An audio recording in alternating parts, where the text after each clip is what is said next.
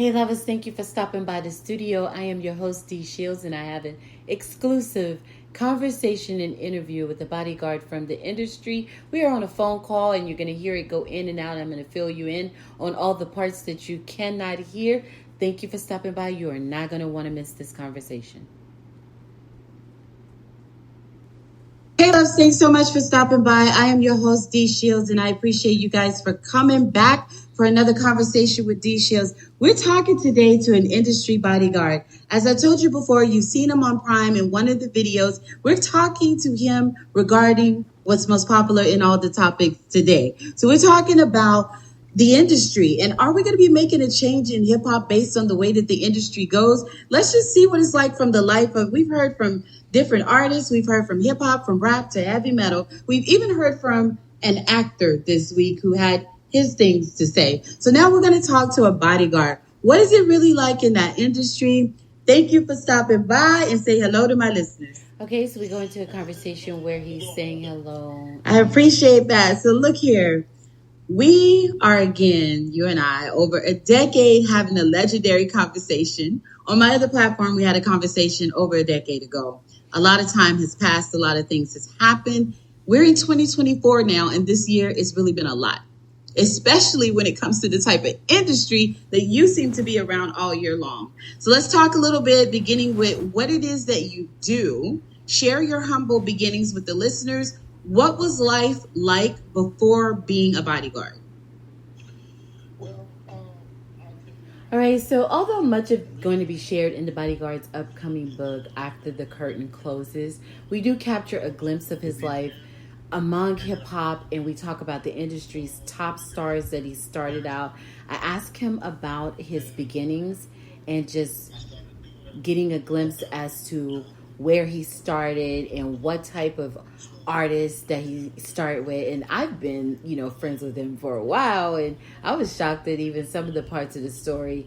And even I've been a part of, as he's getting his whole, thing together for the book. And I'm learning a lot of his story right along with you all. So I appreciate you stopping by. Make sure you connect with me. I am D Shields. You can find me on X. And you can also, I'm going to bring you back into the conversation, but you can find me on social media. I am D Shields. And if you want to hang around on TikTok, you can find me at I am D Shields CO. So I am DEESHIELDS. And I'm going to bring you guys back into the conversation as we continue to talk about the beginning part of his life. And then once we get to around a few minutes more into the conversation, the audio is a little bit better and I don't have to interrupt as much, but I'm going to take you guys into that part of the interview. You know what? You don't start bigger than 50 cents. So that was how you start a business and you hope you get maybe like 10 customers to come in and all of a sudden the opening day, 1,000 people stop by. That's what it's like to start with 50 Cent, especially to who he is today, right? So here he's agreeing with me, and we're talking about 50 Cent was one of the first artists. He said he was working with Anton, and they were working at, a club that needed some people to protect the artist because this, thing is getting bigger now and they have some big names. So he gets to start out with 50 Cent as one of his first. 50's environment at this time, he says, was violent because a lot of people were trying to get at 50 at that time. I've seen so much of, I follow 50 for a long, long time. So I've seen him tell his story. I've seen the Oprah interview. I've seen a lot. And he has overcome a lot, and that world is no joke. Shout out to ATL. That's where my deceased husband, who was killed in the war, he's from Atlanta. And the streets of Atlanta are no joke. Those that are there will tell you that on any day. So you're doing some industry, that includes Bow Wow, right? So you're in the hot heat part of it. You're getting a lot of experience at this point. So to say the industry is a constant moving entity would probably be an understatement. How many artists and venues have been a part of your bodyguard assignment aside from 50, Bow Wow, and some of the ones that you just mentioned? What do you think over the industry time? How many have you worked with? So he's going on to talk about some of the people that he's worked with. We're going to talk about that in a minute. Some of the artists that he's worked with. And so again, about 50, he says that 50 was one of the first big clients at the height of his career where he, he was wanted by everybody. And this is at the start of 50's career where he had to guard him against a lot of danger that was happening to 50 at the time. So he says, for those of you, we just talked about how it's been heard and seen in different articles and interviews and stories about that time. So we talk about that. And he shares how he went on to guard Bow Wow at the height of Bow Wow's career. And he also was at the height of Sierra's career. He's gone on later on in his career to bodyguard Carrie Hilson, The Baby, country artists, R&B, and so many other artists from multiple genres. Okay. And so then here's the deal here. Who would you say gets who has had the most difficult or most large crowd out of everyone that you've worked with? I mean, everybody thinks they have a big crowd, right? But who's a difficult crowd to do out of all the artists?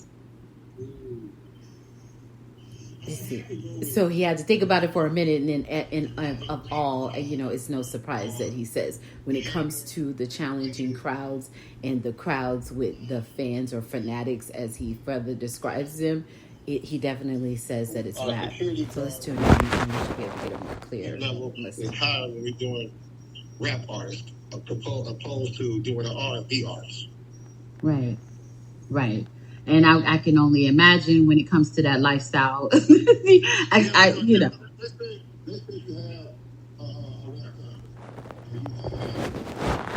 you got Future, you got Tony Yayo, you got Moneybag Yo and Little Baby all the same show. You're touring. All these guys have friends in every single city. So that stage gets packed with all kind of gangsters and people and street dudes all the time. And a lot of times these guys have beef. So you have to secure your artists at all times. And you've seen it on some films where guys get on stage and get at the artist. So we're always on alert when you're dealing with rap artists. You know what? I was watching the film on one of the films that you're featured in on Prime, and just in that film alone, I could see what you guys, that the crowds are vicious. And it's one thing to be a fan, but to be a vicious crowd because you love the artist is just a whole different thing. So before we go further, let's just talk about that. Is it as simple as being a security guard in a corporate office building somewhere, or is it more similar to the challenges that law enforcement face every day? No comparison to a guy in the mall or the threat level is way different. So they're pretty much securing an area. Right. They're making sure the whole area is safe, and was somebody going to come in and rob a store maybe or rob a person. When you're person protecting an artist, you're with that person all the time, and the threat level is 10 times higher. So I would probably go more closer to a police officer because the threat level is better and more. And let's say you have an artist that's affiliated with a gang, and now you got to deal with gang situations. You got to deal with street situations. You might have beefs. Y'all saw what happened to the dog. You guys saw what happened to King Von. People like that. Right. You have to be on alert at all times. You never know where that threat level is going to come from. You don't never know when your ops are right across the club from.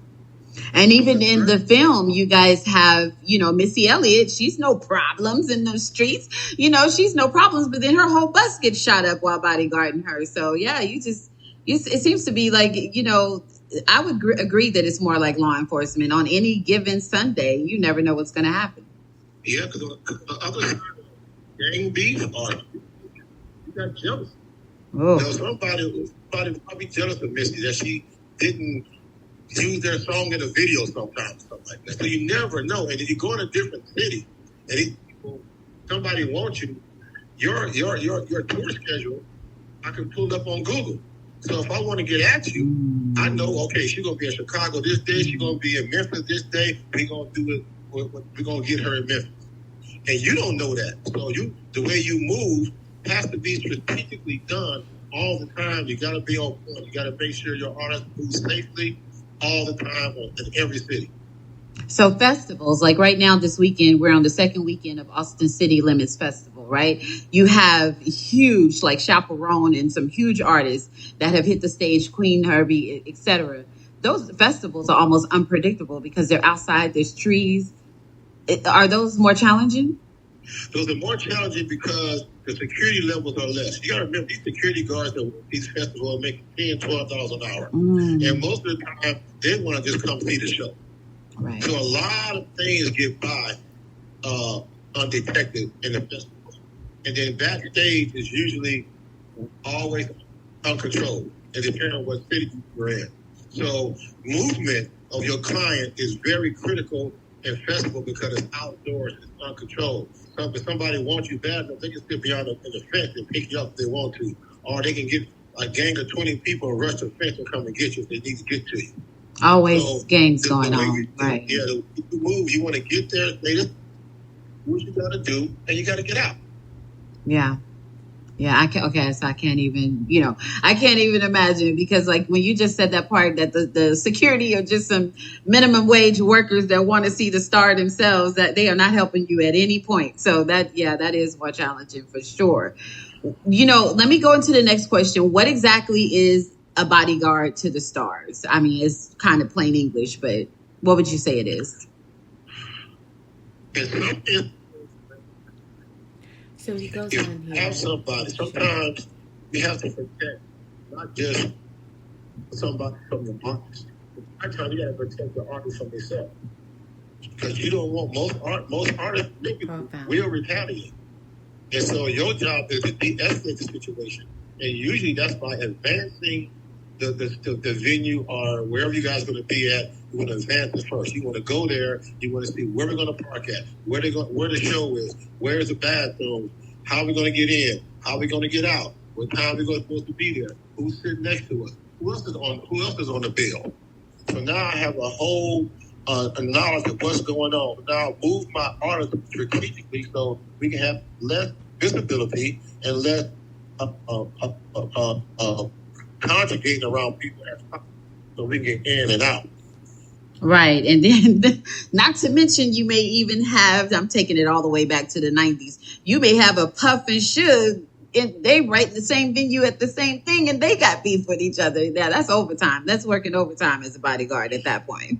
All the time. And that's why I ask the question, who else is going to be here? Okay, if this person's going to be here, if Tupac going to be here, there's a good chance Suge's going to show up. Right. Stuff like that. Right. So now you ask the people, what do you guys, what's your criteria for letting people in? And then do they have badges? They don't have badges. So, and somebody like a Suge Knight, they're going to let him in. He comes in with 30 people, who's going to stop him? Right, exactly. Of course, because he's bringing money in the door. I'm making $12 an hour. Right, exactly. And most people, they tend to give themselves a reputation, and some people wouldn't even challenge them, be too terrified to challenge them at the front door. So, I've seen that happen. You're not going to challenge nobody who's coming in there with 30 people, they strapped, and I made $12 an hour. Exactly. They're going to get on the radio, they're going to say, oh, man, Suge Knight come. So now it's up to you to secure your artist or get him out or whatever it is that you're going to do. And most artists not going to forego their money because Suge Knight shows up. Man, I'm going to make this money. Your job is to protect me from him. That's when you step in. Right. Okay, so moving, in the direction of, but is there, social media seems to think that there's a difference. Oh, a hip hop, concert is less violent than a heavy metal concert. You work in the industry. What are we, are we talking problems could happen in any genre of music? Yeah, problems can happen in any genre, but it's the different problem that may happen. Most rock bands, you can have somebody high or some ecstasy or some pills and drunk and gonna do some drunk stuff. Mm-hmm. At a rap concert, you're mostly gonna have somebody drunk and high that want to do some violent stuff. At a country western concert, it's gonna be some drunk person that wants to get close to faith. Or if you have a country, a R&B, it's gonna be some little wild girl that want to touch Michael Jackson. Right.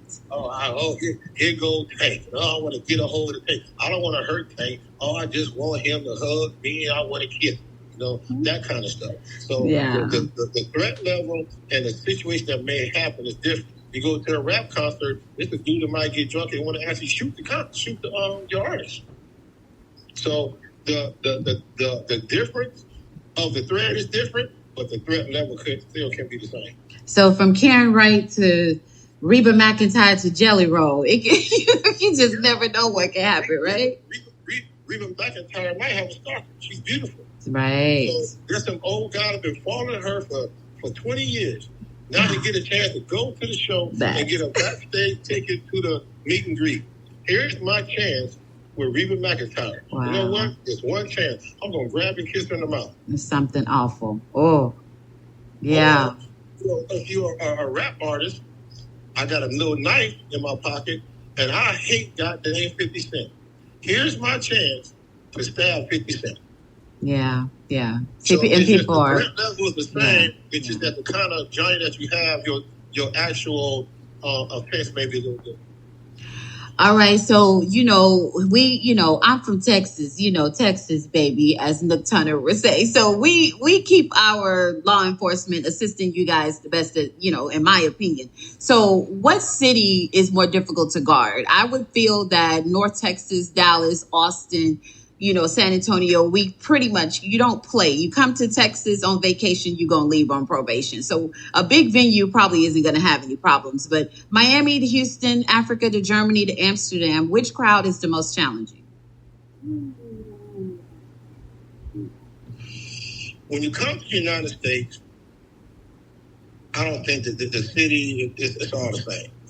Unless you got gang-related situations like Chicago and the New York and the LAs, that's more gang-related, affiliated kind of stuff. Other people just local thug life. As far as crowd control, the wildest people, I have to say Africa.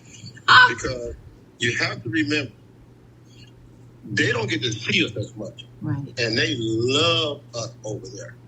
So their zeal is so much higher, and they don't mean no harm, but they are buck wild, and they'll do anything to get a glimpse, to get a touch of an artist. Right. So I would say the most wildest.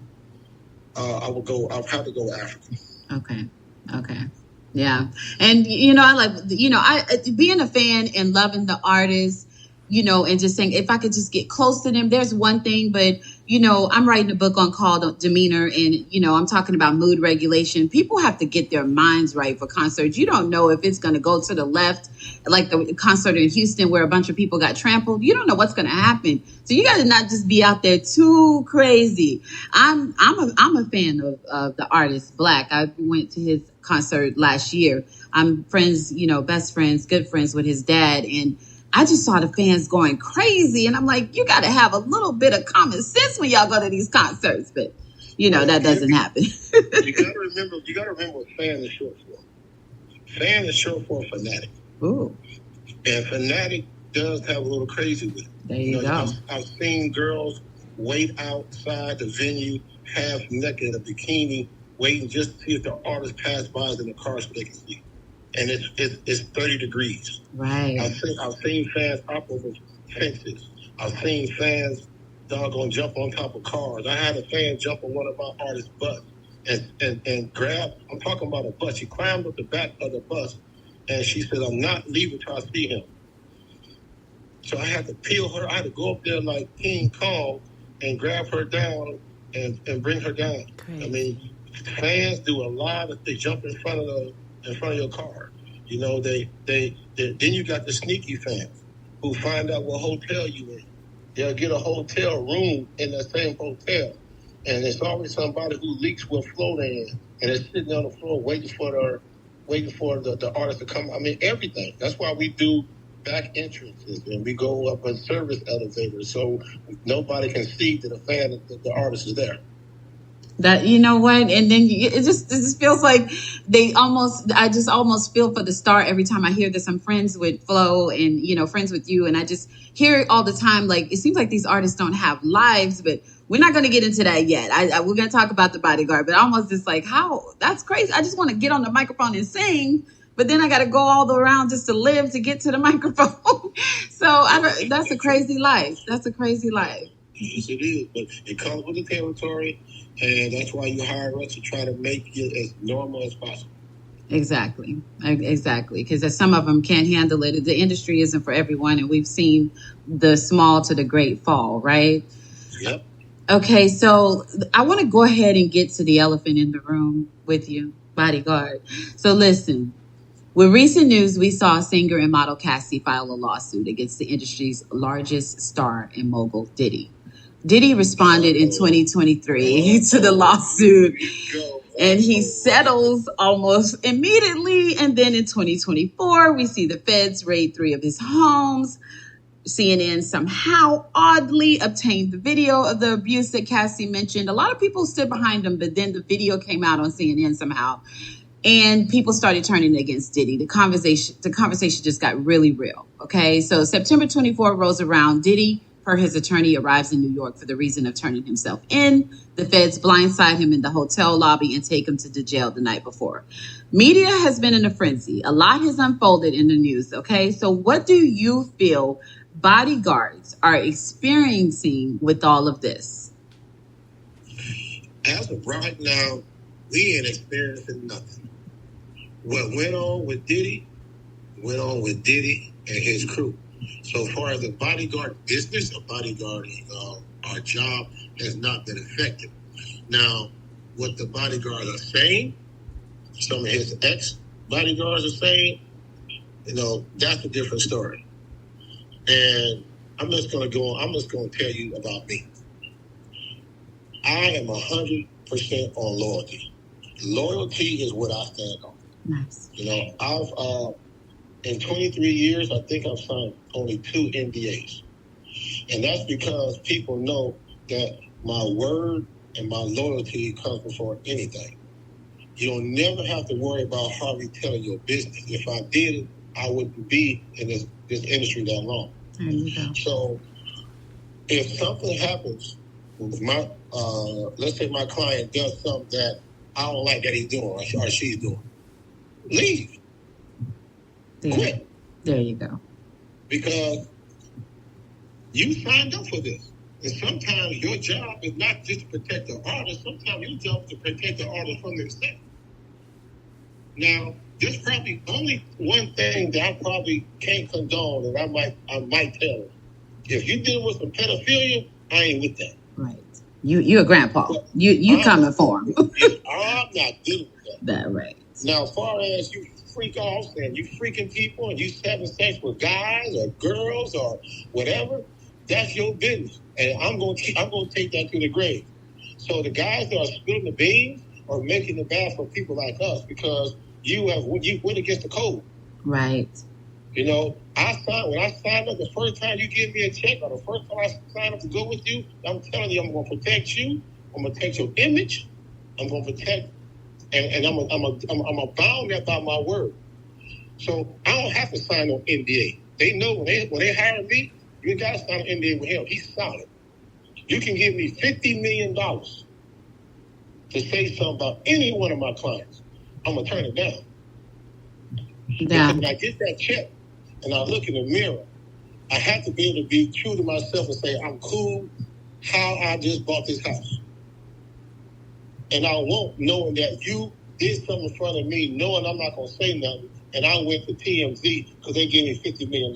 Right. Where, you have to have some boundaries. I work in corporate spaces for over 20 years. I'm now a paralegal. You have to be loyal to the privacy that a CEO and an attorney needs. And they don't want someone working for them that's going to step outside that front door and tell all the business that oftentimes cannot be talked about, could ruin billions of dollars. So yeah, I like that yours is the loyalty. And then the simple thing that you said, when you can't handle if that was honestly what your situation was, speaking myself to a former bodyguard, if you couldn't handle that, then why didn't you leave? It's every interview I've seen, I'm going, well, why didn't you leave? You know, you're talking about stories from the early 90s. I'm finding it hard to think that it was that bad for you, you know? And the thing about it obviously bothered you then. Right. Because you said something about it. If you can't handle the heat, get out the kitchen. That's it. That's this industry. It's a lot of weird. I can tell y'all a gang of stuff. That's but, it. I'll be fired tomorrow for one. And two, if I didn't like it, I still quit. Yeah, there you go. And that's just not to say, you know, I have my opinion. When it comes to a black man in the industry being taken down for if they were only taking him down for, say, the crucifixion in social media has been about the baby oil and the freak offs. I don't think the feds are coming for just that. But if that were to be the only thing, come on. I've seen white parties. Hell, I'm from Texas. Have you seen what happened when cowboys go on the trail with their horses and all the women that follow along on the trails? The feds may want to go take a look at some of those events. Like, I mean, people being freaky is not a crime. But if there is something going on, and like you said, and it was something that went against what you stood for, then you just walk away or call that person out and say, hey, I can't stick with you because X, Y, Z. Right. Yeah, I do believe he's being targeted. But on the other hand, a lot of times we put ourselves in situations. Right. Because of whatever.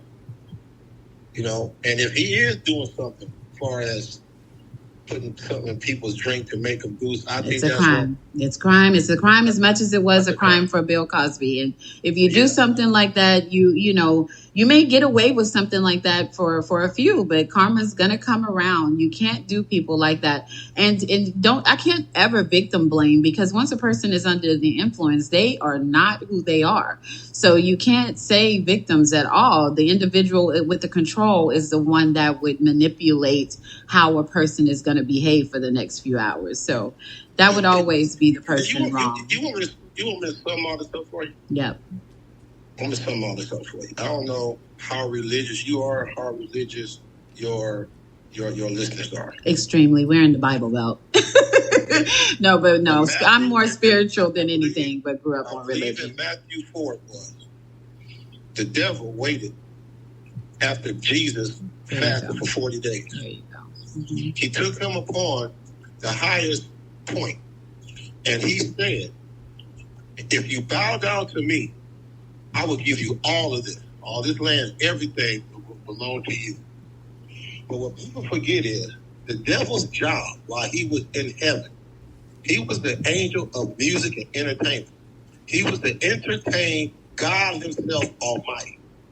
And he knew that when I entertain, when I love for him, it was God in a dream, which meant him think that he was going to leave. Sorry, you guys, so we lost a little bit of sound. You get what they call the God syndrome. There you go. So the devil thought, well, heck, man, if I can doggone put God, the creator, in a trance for what I'm saying, I'm bigger than he. Right. So God said, no, player, I'm God. So he cast the devil down, and what most people don't know is he cast the devil down with his angels, a bunch of them. Right. So when he did that, he left the devil with his same power. So what did the devil do in heaven? He was a massive entertainer. That's it. So now he comes to earth, and he has taken over the entertainment world. Now, what's going on now is you can call it Illuminati, you can call it whatever you want. What they did was they did the same thing the devil did. Hey, Jay-Z, if you bow down to me, I'm going to give you all this. Right. Why y'all think it's going to select a lot of people that they're doing this with? It only happens with a few, and that is still biblical in a sense that it's only going to be a few.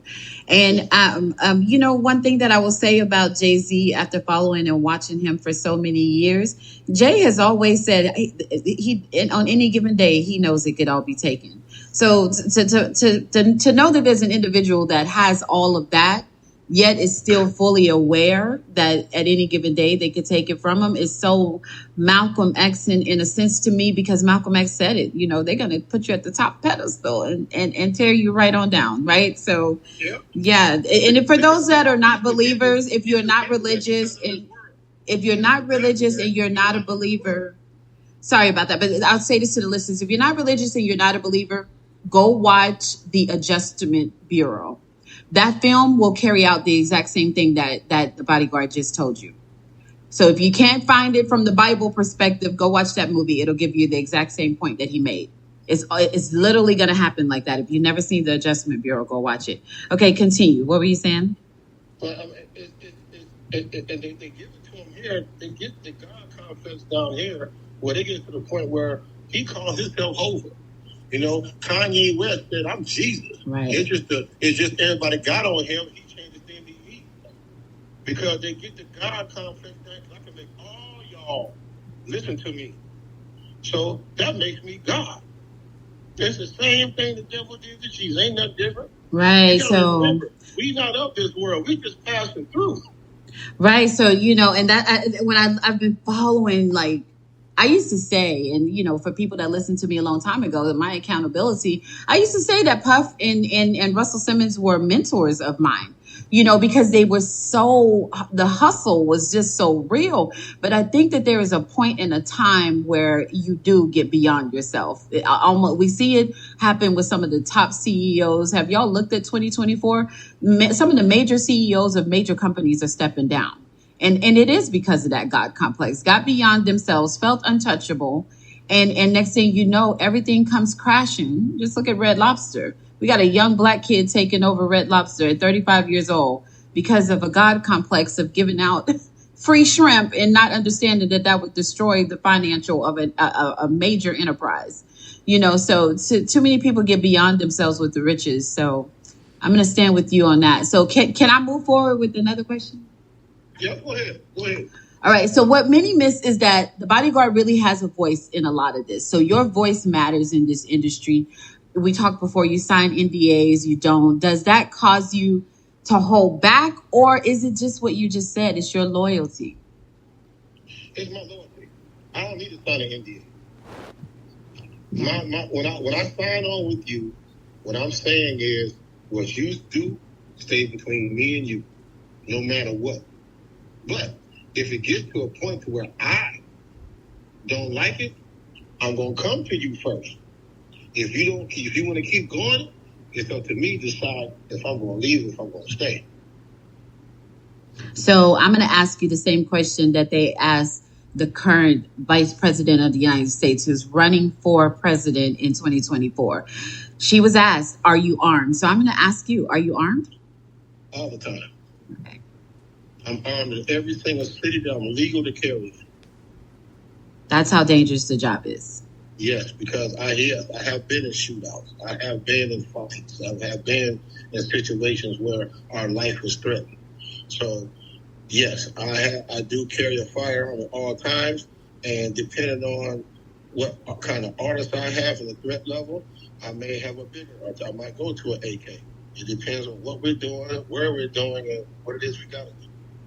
I've seen you guys in the direct line of fire when I was on Prime Video watching Bodyguard's Secret Lives from the Watchtower. I've seen the training that you guys have. So you're not anything to be effed with, is what I'm thinking. Mm-hmm. Okay. Well, if you're going to be serious about your job like anybody else, if you're going to be a serious teacher, you're going to get all the education and degrees and PhDs you can get. Right. If you want to be a track star, you're going to go out there and run and work out and everything. If you're going to be a bodyguard, you're going to do everything that you can do to make your craft or to make you a better person for you so you can be elite in your craft.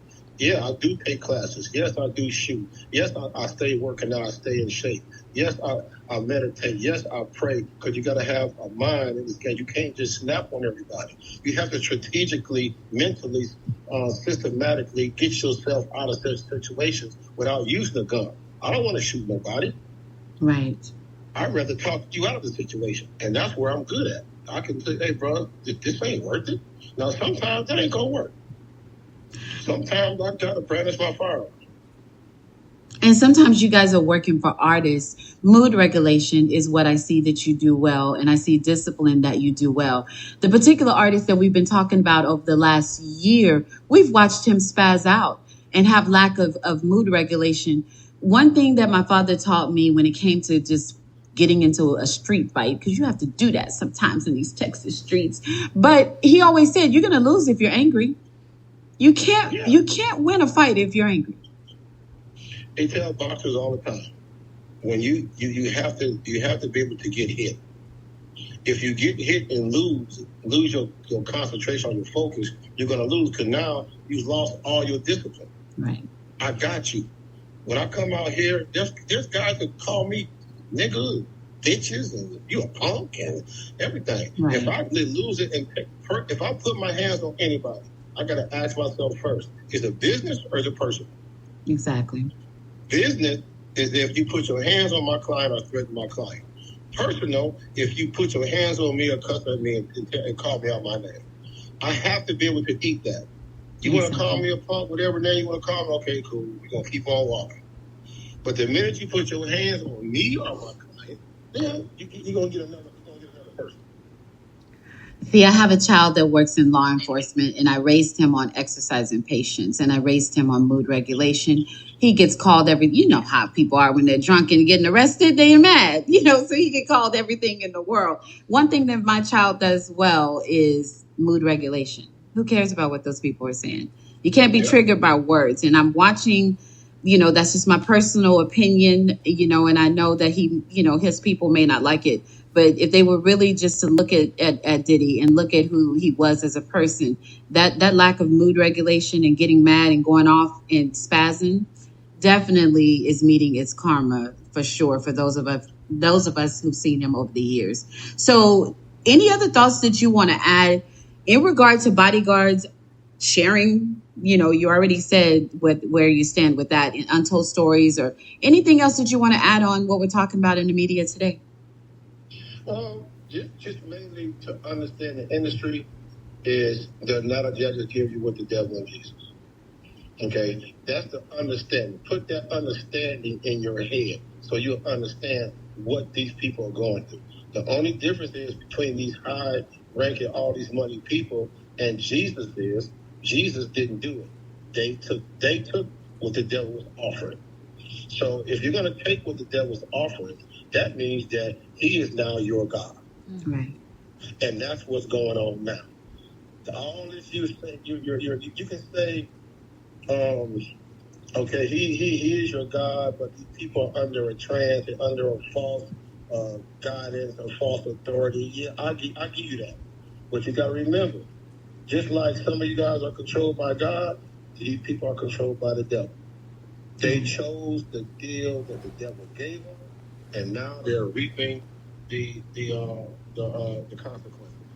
Is this going to get worse? Yes. There's going to be a lot of people that's going to fall behind this. God always said, hey, everything that goes in the dark going to come to the light. Do we have to change hip hop? Do we have to, Change in what way? Lyrics, what we're talking about, what we're presenting in videos and lifestyles. No, because that's the agenda. And that's another whole podcast. The agenda is the fall of us. Right.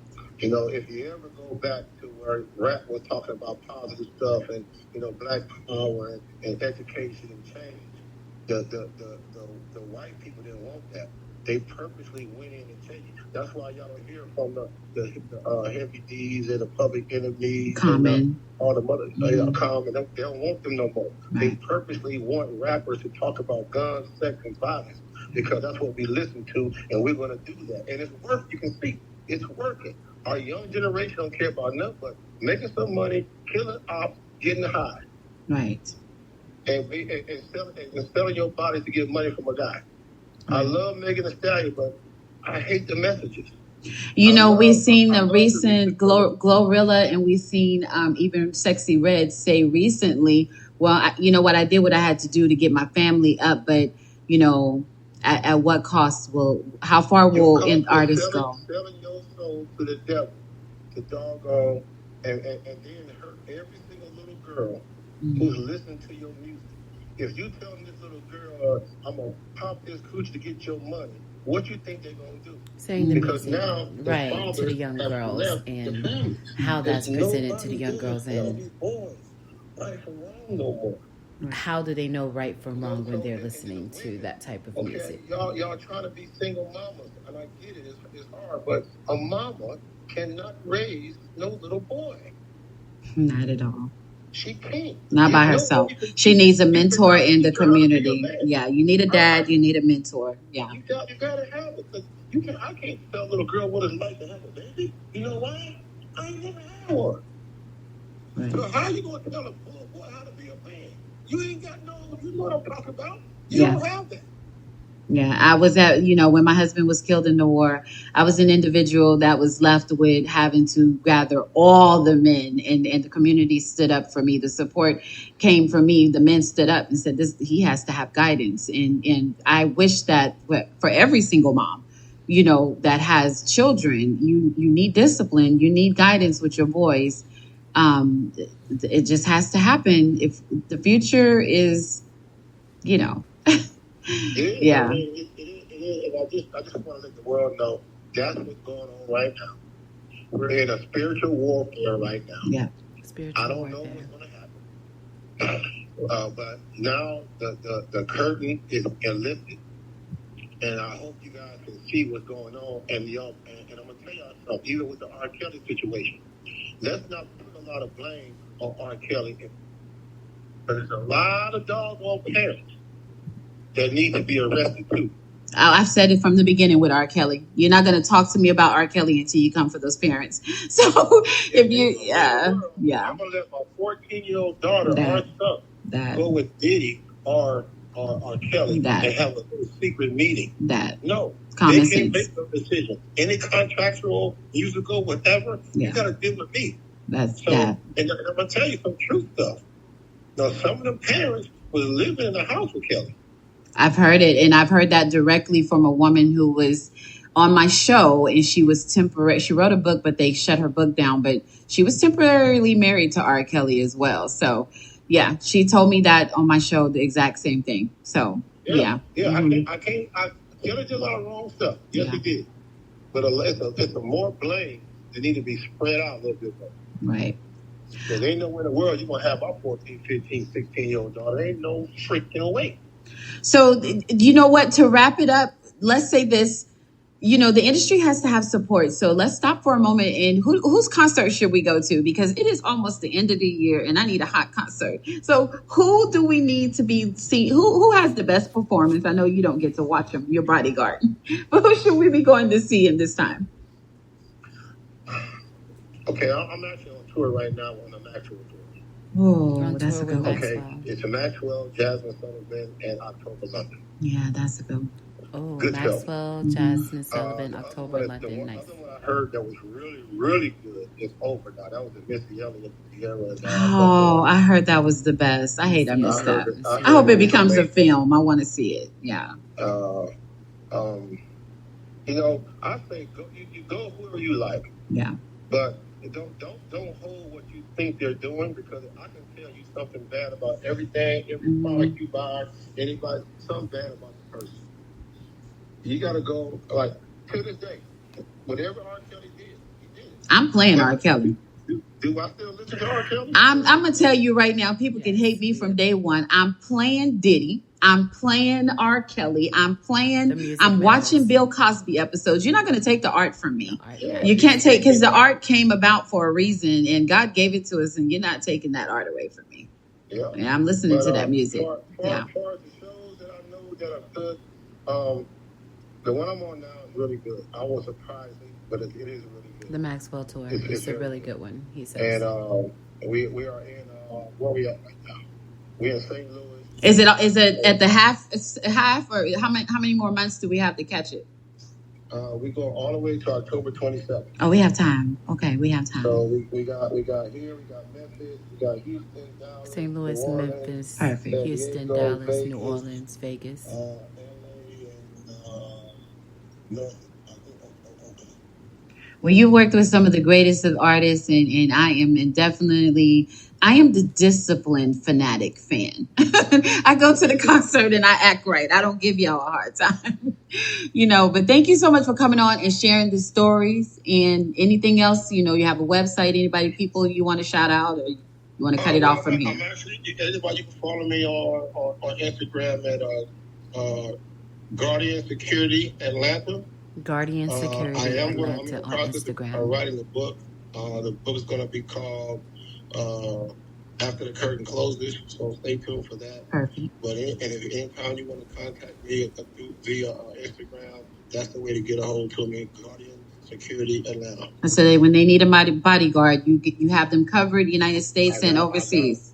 Okay. I got them covered overseas, United States, and let me know if I can't do it personally. We have a whole team and a whole company fully insured. GuardianProfessionalSecurity.com is our website, and you can go there and check everything out. Always the best conversation with D Shields. I appreciate you stopping by, friend, and I hope you guys have a safe weekend. Anytime. You guys be safe out there. Thank you. Phenomenal conversation. Thank you so much for stopping by. I'm going to repeat those websites that he says on my Twitter. So I will make sure that I share those out again when I share the link here for all of you that are listening in. And make sure that you reach out if you have a huge event coming up and you need some security on top-notch level security, where they're going to do exactly what is needed to keep the artist safe, which is very important for your venue, then please make sure that you reach out via those links and get ready. Again, as he shared, he has a book coming up. Okay, so we're going to be talking about the book and definitely going to bring him back to talk more about the book in the future. I wanted to make sure that we go in there, and After the Curtain Closes was the book. I wanted to make sure we repeat that. So write that down. Get ready for that. After the Curtain Closes, once you see the promo start for that, you already know that was the interview with that bodyguard that D Shields had on. And I want to get more in depth as to what he's, shares and seen, and what that lifestyle is like, and everything that he has experienced in his personal life and industry life while bodyguarding, as you heard, some of the top stars in the industry. So we are excited about supporting that, and we could do big things in big numbers when we all just support. So share, so that we can get this out. So when that book comes out, you guys are making sure that you are a part of making that book become the top bestseller. All right. Thanks so much for stopping by. I always appreciate when you lovers do that for me. Continue to support the show, and I'll be back again. If it's not on What D Says, the podcast, we are already breaking down some of the hottest lyrics that are out right now, and some of the past lyrics as well. So you can check me out on Lyrics Breakdown. And if you're following me on YouTube, I am on my Manjaro to Zepatide journey, and I am sharing with you the results for everything that's happening up until we get to the year mark, or maybe beyond, and sharing with you everything that's coming along with that. So thanks so much for supporting the show, and I'll see you guys again next time.